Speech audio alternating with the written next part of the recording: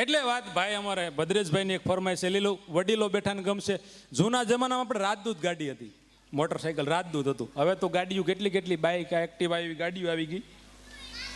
હમણાં એક બેને ગાડીની વાત આવી એટલે કહું, એક બેને ઘરવાળાને કીધું એ કે આય મારે મોટર શીખવી, 4 વ્હીલ શીખવી. 10 મિનિટનો ટાઈમ છે, આનંદ કરીએ આપણે ઘડી. એ કે મારે મોટર શીખવી છે 4 વ્હીલ. તો કે બોલો કે હાલ આપણે જાય કોમન ફ્લો, આપણે બહાર 2 કિલોમીટર રોડે. નહીં અહીં સોસાયટીમાં શીખવી છે. એને ઘરવાળો કે સોસાયટીમાં 4 વ્હીલ ન શીખાય? એ કે આપણા સોસાયટીમાં અહીં શેરીમાં કોમન પ્લોટમાં. તો કે અહીં છોકરા બધા રમતા હોય આપણી શેરીના. તો કે કાલ સવારે ઘરે જઈને આપણી સોસાયટીમાં કહી આવો મારી ઘરવાળીને 4 વ્હીલ શીખવી છે, કોઈ છોકરાને રમવા ઘર બહાર કાઢતા નહીં. એટલે કે આવું થોડું ચાલે? તમને કીધું ને એ કે કહી આવો ઘરે જઈને મારે 4 વ્હીલ શીખવી છે, શેરીમાં શીખવીને કોમન પ્લોટમાં શીખવી. એ ગભરાઈ ગયો. તો એ કે બોલો બીજે દી કહેવા ગયો એ કે ભાઈ આ છોકરા શેરીમાં રમે ને, અઠવાડિયું શેરીમાં ન કાઢતા. તો ઓલા બેન કે કેમ? એ કે મારે ઘરવાળીને 4 વ્હીલ શીખવી. તે ઓલા બેન કે ભાઈ તમારે ઘરવાળીને 4 વ્હીલ શીખવી તમારા છોકરાને હું કે બહાર રમવા મોકલવાના? એ કે બેન એકવાર કીધું ને પ્રેમથી. તે ઓલા બેન કે પ્રેમથી એટલે? પ્રેમથી 2 હાથ જોડીને તમારા છોકરાને શેરીમાં રમવા ન કાઢતા. હમણાં મારી ઘરવાળીને 4 વ્હીલ શીખવી. ક્યાં તો સોસાયટી ભેગી થઈ. તારી ઘરવાળીને 4 વ્હીલ શીખવી હોય તો બહાર લઈ જા, ટેનિસ સ્કૂલમાં લઈ જા, અમારા છોકરા શેરીમાં જ રમશે. બોલો કે હજી કહું 2 હાથ જોડીને ન રમાડતા, અઠવાડિયું ન રમાડતા. એ કે અમારા છોકરા સોસાયટીમાં રમશે. ઓલાય ખાલી એટલું કીધું, બીજી વાર રમતા જોવા હોય ને.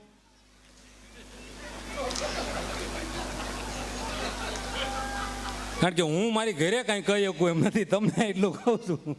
આડા આવશે ને ઉલાળે નાખશે. હો એ કે એક બીજો અઘરો જોક કીધું, એક બેન ઘરેથી 4 વ્હીલર નીકળી ગયા, આવડતી નહોતી હો, અને 4 વ્હીલર નીકળી ગયા. અને રેડિયોમાં આવ્યું કે એક બેન સુરતના પોશ વિસ્તારમાં રોંગ સાઈડમાં 4 વ્હીલ લઈને જાય છે. રેડિયોમાં આવ્યું ને ઓલામાં, તે ઓલાને ઘરવાળાને ખબર પડી ગયો, ઓલામાં હાઈબ્રિડ ન્યૂઝમાં કે એક બેન પોશ વિસ્તારમાં રોંગ સાઈડમાં 4 વ્હીલ લઈને જાય છે. ન્યૂઝમાં જોયું. તેને ઘરવાળાને ફોન કર્યો. એ કે સિટી તું ક્યાં છો? એ કે સિટી વિસ્તારમાં. એ કે તું જ્યાં છો ને ત્યાંના એક ન્યૂઝ છે કે એ એરિયામાં એક બેન 4 વ્હીલ રોંગ સાઈડમાં જાય છે લઈને. તે બેન કે અહીંયા તો બધી રોંગ સાઈડમાં આવે છે.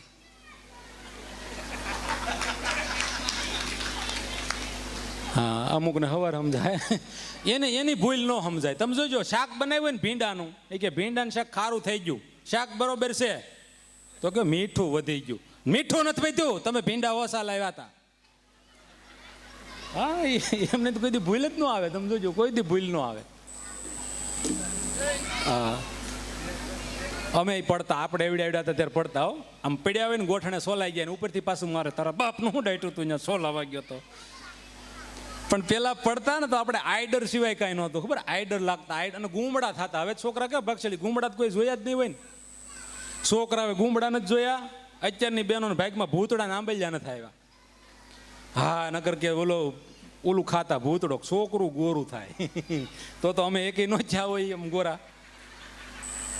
ભૂતડા ખાધે ન થાય એમ. એટલે એ ભૂતડો માટી આવતી અને ભૂતડો કહેતા. અમારા ભદ્રેશભાઈની ફરમાઈશ એક ફરમાઈશ લઈ લઉં.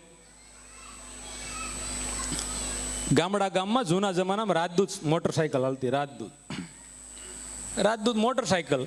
અને એ જમાનામાં ગામડામાં દાદા બીમાર પડેલા. રાજદૂત તમને ખબર છે કેરોસીનથી આપણે ચાલુ કર્યા. આ સંશોધન કાઠિયાવાડમાં જ શરૂ થયું.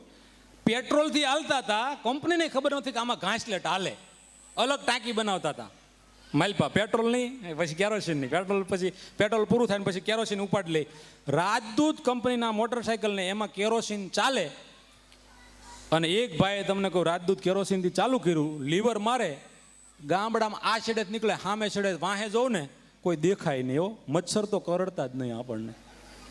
કારણ કે એક ભાઈ મોટરસાઇકલ નીકળે એટલે ગામડા ધુવાડીઓ હાલી જાય. એટલે ડૉક્ટર સાહેબ ગામમાં આવે. પહેલાં ડૉક્ટર કેવા હતા ખબર તમને? પેટી આપણે લેવા જવાની, ઘીરે આમંત્રણ દેવા જવાનું. સાહેબ હાલો ને, અમારા દાદા બીમાર પડ્યા. અને ડૉક્ટર સાહેબ હોય પાછા કેવા? ડૉક્ટર હાથી જેવા. અને એમાંય પાછી એટી લઈને આવે. એટી લઈને આવે એવું ન લાગે, પગ વિચાળે દબાવીને આવતા હોય એવું લાગે. હા, એક હાથ ગામમાં એક ડૉક્ટર હોય, હાથ ખોટના, અને મદનિયા જેવા હોય. એ ડૉક્ટર સાહેબ નીકળ્યા અને ડૉક્ટર સાહેબે રાજદૂત જોયું. એ કે આ સારું કહેવાય, કેરોસીનથી ચાલે? એ કે હા. કઈ રીતે? સાહેબ કે 2 ટાંકી બનાવવાની.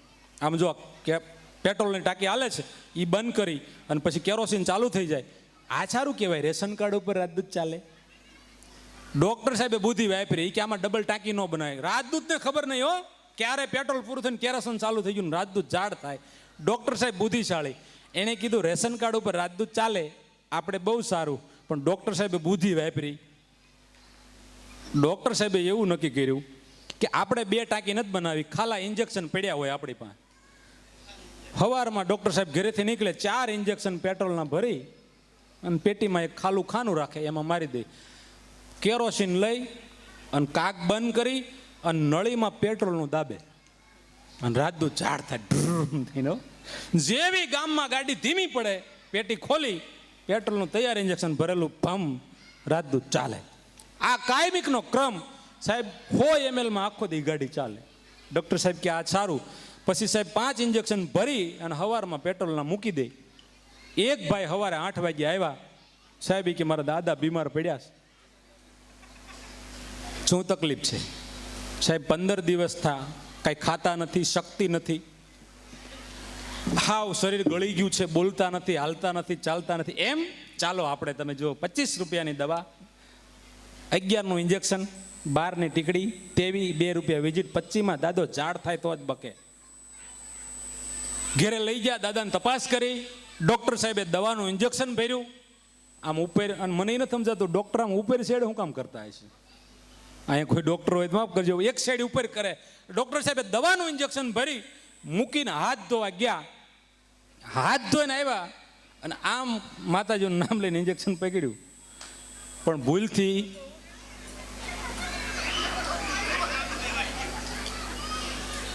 દવાનું ઇન્જેક્શન આ બાજુ પડી ગયું. સાહેબને ખબર નહીં, સાહેબને એમ કે દવા જ છે, પણ 15 ml હતું અને એક ઇન્જેક્શન હજી દાદાને માર્યું. દાદા બેઠા ક્યાં છોકરો કે વાહ સાહેબ, સાહેબ કે જોયું? પણ સાહેબ ટીકડી, અરે ટીકડી વગર પણ સાહેબ તમને ધન્યવાદ. આમ જો મારા બાપા બોલતા નહોતા, દાદા ઝાડ ચાન આમ બેઠા બેઠા કરે. સાહેબે ઇન્જેક્શન જોયું, સાહેબ ધ્રુજ્યા કે હવે અહીંથી સટકેશ્વર થવાયો.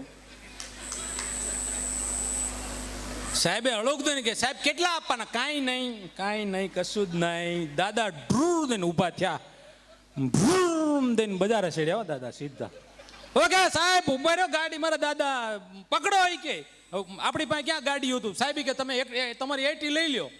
આગળ દાદા હો ઢૂર ને વાહે સાહેબ ટીટી 80, પણ દાદો અંબાઈ નહીં હો. એ કે સાહેબ મારા પપ્પા ક્યારે ઊભા રહે? સાહેબ મનમાં કે એવરેજ શું છે તારા પપ્પાની? સામે તો કહેવાય નહીં. 1.5 કિલોમીટર દઈને ભાગ દઈને પડ્યા દાદા. સાહેબ બોલા અડગ દઈને કે મોડલ જૂનું પણ એવરેજ ભૂખા કાઢી નાખે એવી હોય કે 15 ml માં 1.5 કિલોમીટર કહી ગયા દાદા સાહેબ. એટલે આ કીધું કશું ને સાંભળ્યું કશું, આંખનું કાજળ ગાલે ઘસ્યું, કાંઈ કહે ને કાંઈ સમજાય. એ ખરેખર આજ મને આનંદ થાય છે કે આપણે હજી ભોજન તરફ જવાનું છે ને, હે જવાનું છે ને? હા, કારણ કે ખડખડ ભાણા લો હજડ આવચડા પિયા એતા વાના જીરવે જેના વજરના હૈયા. શરૂઆતમાં મેં તમને એક જેઠાલાલના બબીતાની વાત કરી હતી, એમાં એક સમજવા જેવી આનંદની વાત છે. એ કહું, પતિ પત્ની હોય, દાંપત્ય જીવન, અમે પતિ પત્નીના જોક્સ બહુ કહેતા હોય. ઘણા અહીં કે તમે પતિ પત્નીના જોક્સ શું કામ કહો? મેં કે આ 2 પાત્ર એવા છે કે સવારમાં બાંધે, બપોરે બાંધે, સાંજે પાછું વગર કીધે સમાધાન થઈ જાય, વગર કીધે સમાધાન થઈ જાય. અને મેં તમને કીધું હતું કે હવે લગ્ન થઈ જાય એ મોટી વાત નથી. 2 વડીલોની એક સમજવા જેવી વાત કહી દઉં. 2 વડીલો બગીચામાં સવારે હાલવા જાય. હાસ્યની વાતો ઘણી, હાસ્યની સાથે લોક સાહિત્યનો વિદ્યાર્થી શું, એકાદી વાત જીવનમાં ઉતારવા જેવી પણ તમને ઘણી વાતો કીધી, તમને ગમે તો યાદ કરતા રહેજો આ વાતો. 2 વડીલો બગીચામાં હાલવા જાય. એક વડીલે બીજા વડીલને કીધું કે અમારા કુટુંબમાં એક દીકરી છે, એનું વહેવાળ કરવાનું છે, વેવિશાળ. તો કે તમારી અપેક્ષા શું છે? તો કે અમારી દીકરી એવું કહે છે કે 2 લાખ પગાર હોવો જોઈએ, શહેરમાં 2 બંગલા હોવા જોઈએ, ગામડે 100 વીઘા જમીન હોવી જોઈએ, અને બીજું અમારી દીકરી ખેતી નહીં કરે. આ મને નથી સમજાતું. જમીન હોવી જોઈએ, અમારી દીકરી ખેતી નહીં કરે. અમારે એક કલાકાર ગાતા હતા, દ્વારકાનો નાથ મારો રાજા રણછોડ છે, એને મને માયા લગાડી. એક જણો ભાઈ કે મને વાટ લગાડી, તમે આ ગીત ગાઓ ને મને બળતરા થાય.